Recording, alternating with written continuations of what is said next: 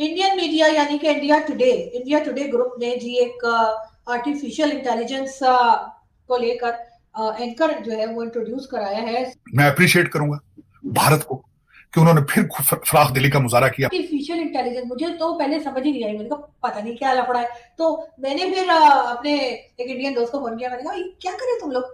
तो वो कहते हैं कि जी आर्टिफिशियल इंटेलिजेंस। जो मेरे साथ इंडिया से लड़के आए हुए थे ना, वो अब पूरी फीस लेके आए थे और उनका क्या प्लान था कि स्टडीज खत्म होने के बाद they will go back to the country और वो काम करेंगे या अपनी फील्ड में काम करेंगे। हमें एक आदत पड़ गई है अपनी कमजोरी को नहीं देखनी।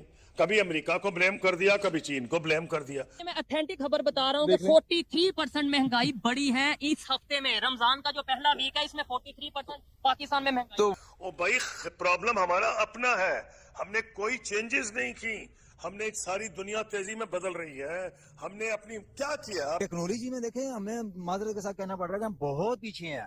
खाली पीछे नहीं, बहुत पीछे हैं। अब बचपन से मैं सुनता था यार असली दुनिया तो 50 साल पीछे ही है।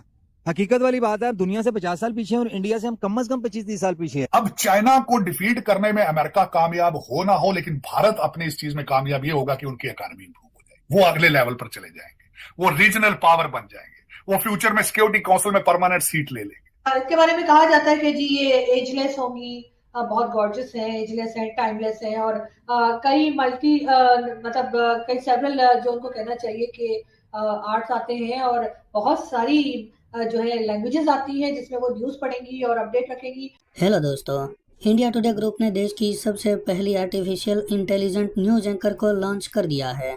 कुछ दिन पहले हुए इंडिया टुडे कॉन्क्लेव के 20वें संस्करण में एआई एंकर सना को लॉन्च किया गया।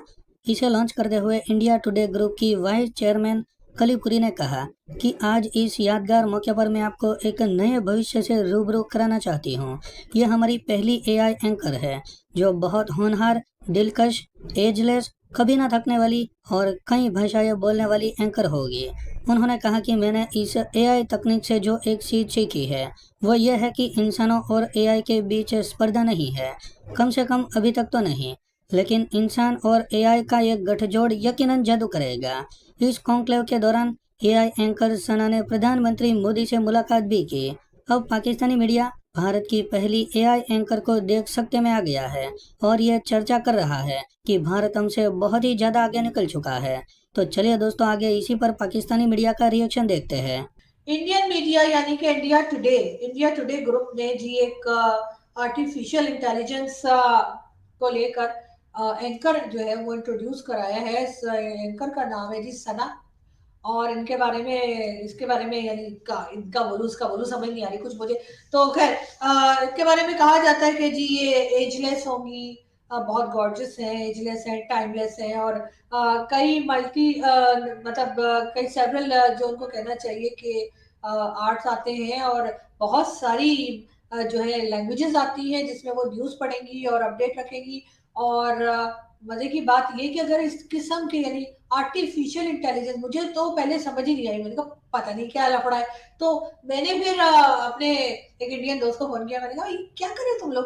तो वो कहते हैं कि जी आर्टिफिशियल इंटेलिजेंस यानी कि रोबोट, ठीक है, ये एक रोबोट होगा और ये पूरा कंट्रोल में होंगी। तो जाहिर है कि जब रोबोट है तो फिर ना तो उनके ब्यूटी को कुछ होना है, ना उनके फिगर को कुछ होना है, उन्होंने पकौड़े खाने नहीं है और ना ही कोई और प्रॉब्लम होनी है। और साथ साथ बहुत सारी लैंग्वेजेस भी आती होंगी, जाहिर जो फीड कर दी गई होंगी उन लैंग्वेजेस में आपको जो है वो अपडेट भी मिला करेगी। और इससे पहले इस तरह के आर्टिफिशियल इंटेलिजेंस वाली एंकर जो है वो जी चाइना ने इंट्रोड्यूस कराया था।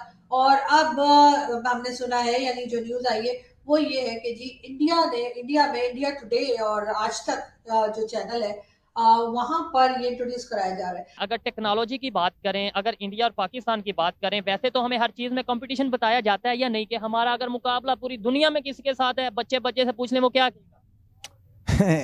हर चीज में हम कंपटीटर अपना इंडिया को समझते हैं। टेक्नोलॉजी है वो उन चीजों में समझते हैं, कभी डिफेंस में वो भी पता नहीं हम कम्पीट कर पाते हैं या नहीं, है वो एक अलग मैटर है।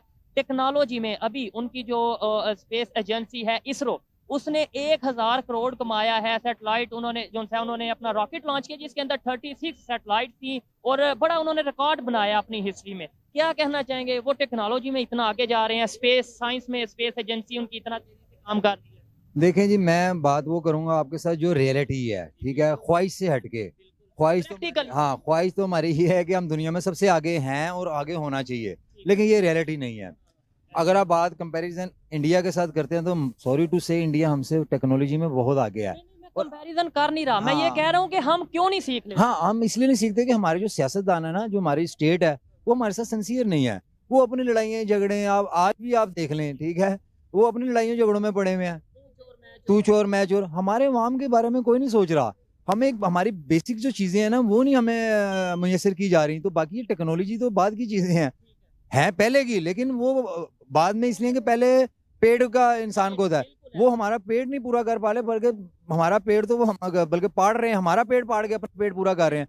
टेक्नोलॉजी में देखें, हमें माजरत के साथ कहना पड़ रहा है कि हम बहुत पीछे हैं, खाली पीछे नहीं, बहुत पीछे हैं। अब बचपन से मैं सुनता आता था यार असी दुनिया तो 50 साल पीछे ही हैं। हकीकत वाली बात है, दुनिया से 50 साल पीछे हैं और इंडिया से हम कम से कम 25-30 साल पीछे हैं, ठीक है। उनका देखें ना, करप्शन या बुरे हालात हर कंट्री में होते हैं। मैं तो ये हमेशा कहता हूँ कि इंडिया हो, यूके हो, अभी है भाई, आप कौन से कंट्री में आपने बताया? मैं यूके में होता हूँ। यूके में होते हैं, वहाँ पे क्या मुश्किलात नहीं है, इशू नहीं है? सर इश्यूज हैं, लेकिन देखिए यहाँ पर तो जो मेन इशू है कि आपको रोटी की मसला है यहाँ पे। आप यहाँ पे आके हैरान हुए? सर मैं एक्चुअली जब इमरान खान साहब की हुकूमत थी 2 साल पहले, मैं वापस आया था यहाँ पे ना, कि यहाँ पे आके कुछ काम करता हूँ मैं। तो मैंने तकरीबन अबाउट 10 मंथ्स मैंने काम किए यहाँ पे, लेकिन कुछ समझ नहीं आई। जो करप्शन, हर डिपार्टमेंट में करप्शन। मेरे अपने कोई ज़ाती काम थे 1-2 प्रॉपर्टीज़ के। आप यकीन करें, जायज़ कामों के लिए भी आपको अंडर द टेबल आपको कुछ ना कुछ करना पड़ता है। और सर सेकेंडली, अभी हमारी जो जंग आपस में लगे हुए हैं, हमने किसी से क्या कंपटीशन करना है। आपने IT की बात की, और इंग्लैंड में आप यकीन करें, मैं इतने लोगों को जानता हूँ and they belong from India. Most of the people in IT they are from India in England. और हम लोग तो अपना रोना रो रहे हैं जी। अच्छा, आपने, सॉरी आपकी बात काट रहा हूँ, फिर आगे चलेंगे। आपने बोला इंग्लैंड में, आपने बताया बहुत से लोग ऐसे हैं जो IT से बिलोंग करते हैं, बड़ी बड़ी पोस्ट पे हैं, और वो इंडिया से हैं। मोस्टली हमारे यहाँ से जो यूथ जाती है वो वहाँ पे जाके क्या करती है ज्यादातर? आपको बी वेरी ऑनेस्ट, जो हमारे ज्यादातर स्टूडेंट्स यहाँ से जाते हैं ना, जो मैं भी वहाँ पे पढ़ने गया हुआ था, ठीक है, स्टडी वीजे पे गया था मैंने। मुझे तकरीबन 15 साल हो गया वहाँ पे।